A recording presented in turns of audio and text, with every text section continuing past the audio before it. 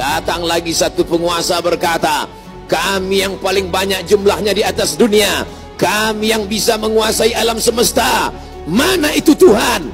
Mereka tak pernah mengenal Tuhan, karena mereka adalah komunis, karena mereka adalah ateis. Agama bertentangan dengan komunis, agama bertentangan dengan keyakinan ateis. A tidak, T Tuhan, is keyakinan ateis, keyakinan yang meyakini tidak ada Tuhan. Mana itu Tuhan? Tidakkah kita melihat ucapan mereka sama seperti ucapan Fir'aun, yang keluar dari mulut mereka sama seperti yang keluar dari mulut Namrus? Mana kuasa Allah? Allah mengirimkan bakteri-bakteri kecil, kuasa itu pun roboh, hancur, berkeping.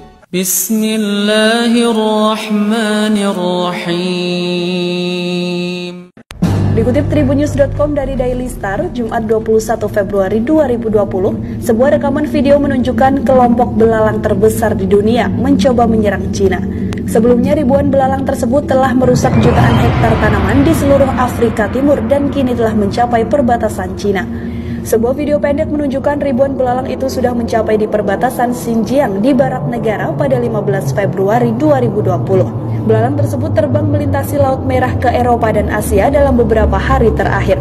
Negara yang berbatasan dengan Cina seperti Pakistan baru-baru ini juga menyatakan darurat nasional setelah ribuan belalang menyerbu kawasannya.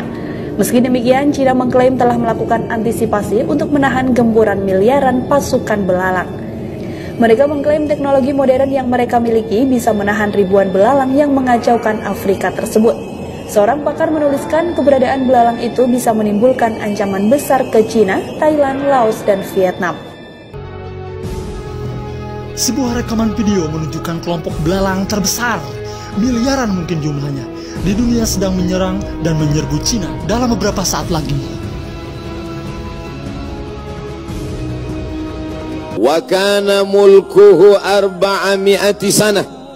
Begitu disebutkan dalam kitab sejarah. Wa kana mulkuhu 400 sanah. Dia berkuasa 400 tahun lamanya. Penguasa tunggal syarqan wa gharban. Dari mulai belahan timur dunia sampai ke barat, tunduk dalam kekuasaannya. Lalu kemudian datanglah Nabi penyeru kepada tauhid menghadap penguasa yang hebat, raja segala raja di atas dunia. Menyembahlah kepada Allah. Lalu apa jawabnya? Dengan sombong dan angkuh dia berkata, Arabbun ghairi, Arabbun ghairi, adakah Tuhan lain selain aku? Adakah yang lebih berkuasa di dunia ini selain aku? 400 tahun membuat dia merasa bahwa dia Tuhan. Sampai-sampai keluar dari mulutnya, Arabbun ghairi, adakah Tuhan selain aku? Lalu kemudian apa yang terjadi? Allah subhanahu wa ta'ala mengirimkan ba'udah. Dalam Al-Quran Allah mengatakan tidak malu menciptakan ba'udah, nyamuk.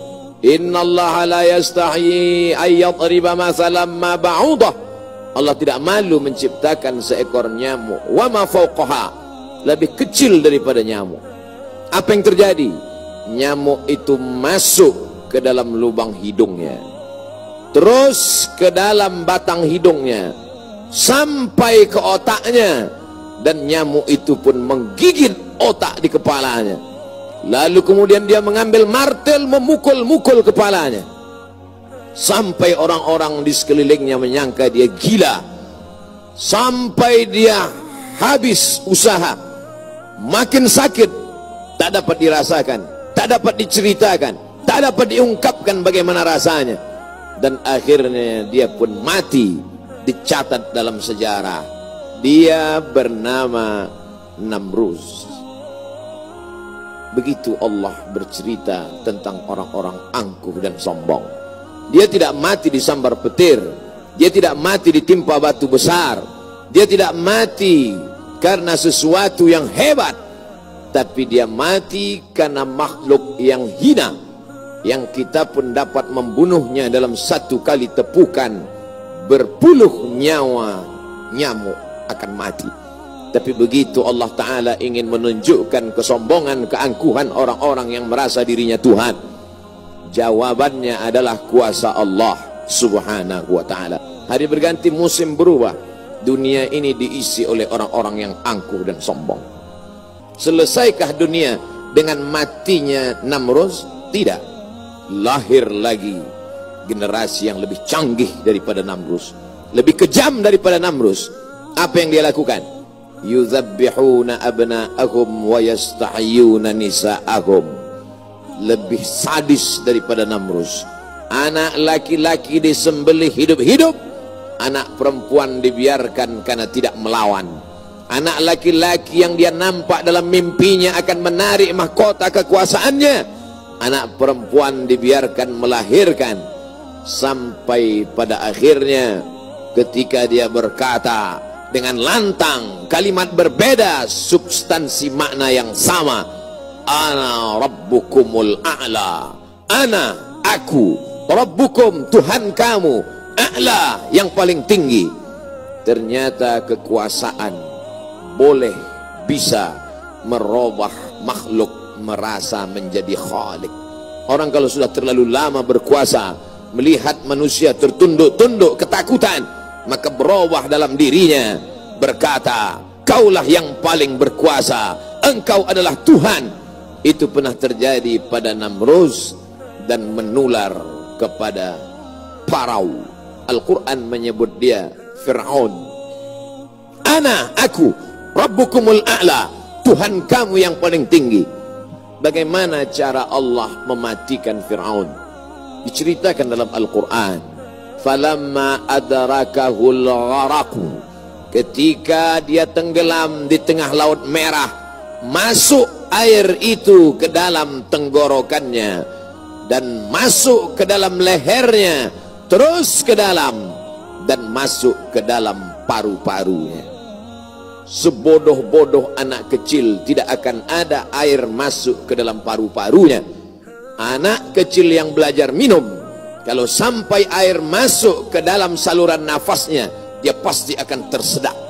Tersedak adalah kuasa Allah. Kenapa? Karena ada saluran nafas, ada saluran minum. Udara tidak akan mungkin diisi air, karena kalau sampai air masuk ke saluran udara, maka hancurlah paru-paru. Allah ciptakan satu kuasa bernama tersedak. Tersedak adalah kuasa yang paling ringan. Anak kecil yang tak ada daya upaya pun pasti akan tersedak.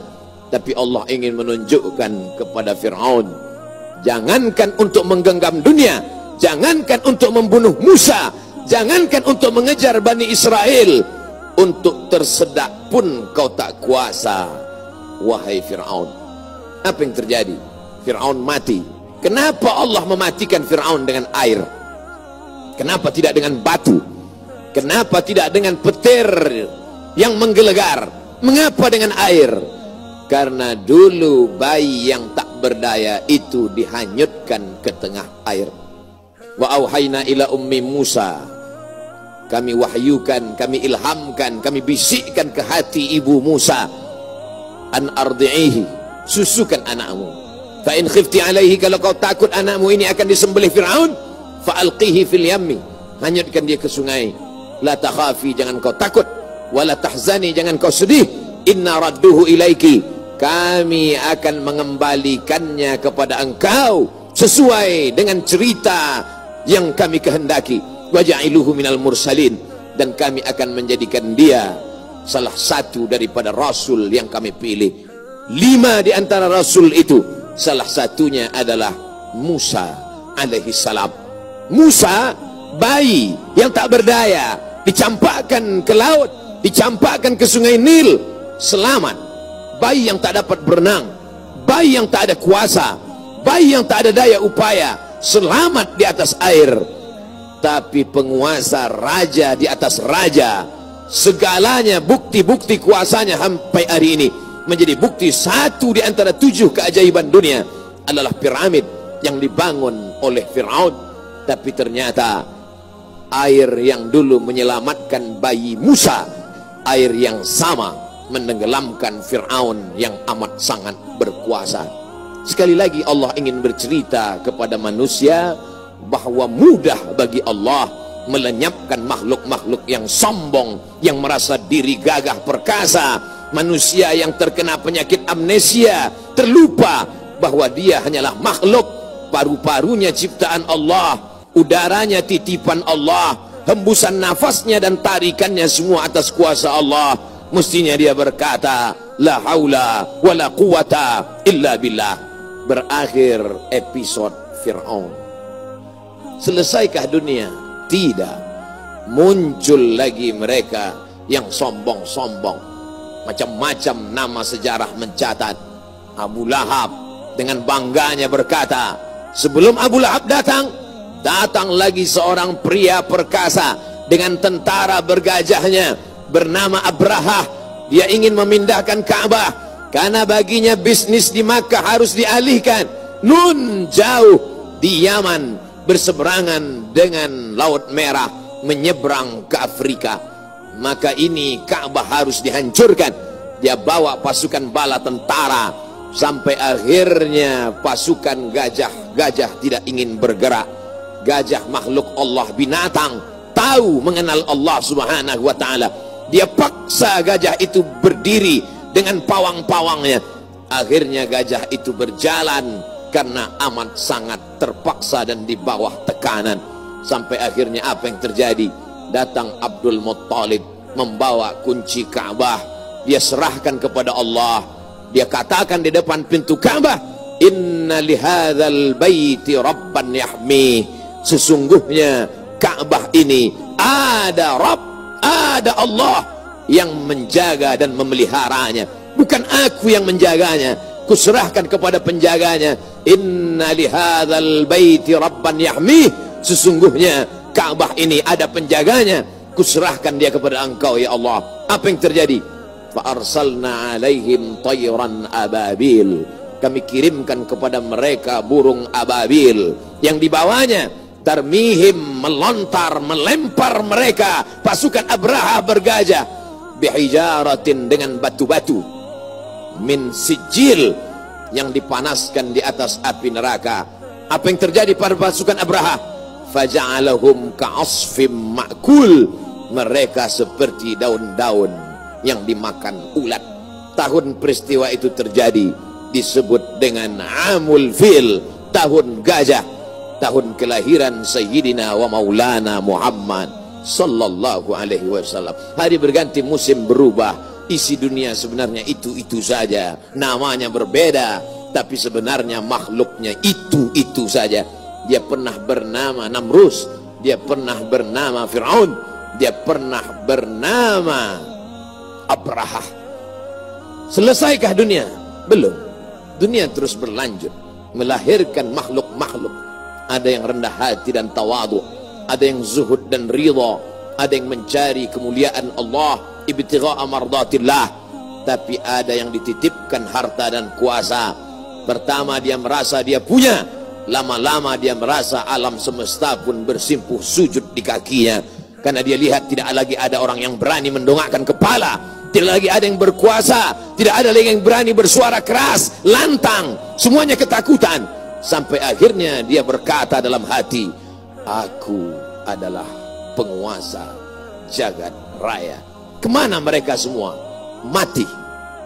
Ketika penguasa-penguasa dunia modern dengan kecanggihan teknologi berkata, kami bisa menangkal gempa. Gempa sebagaimana apapun kuatnya bisa kami atasi.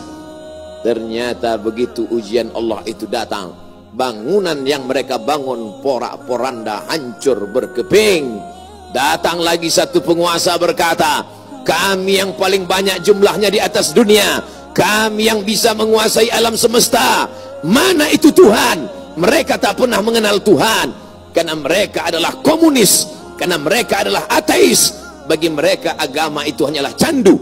Orang yang terkena narkoba bagi mereka sama dengan orang yang dimabuk oleh agama, karena bagi mereka agama ini hanya opium saja. Manusia yang stres, manusia yang depresi, lalu dia menjalankan agama, agama bertentangan dengan komunis, agama bertentangan dengan keyakinan ateis, tidak, Tuhan, keyakinan ateis, keyakinan yang meyakini tidak ada Tuhan.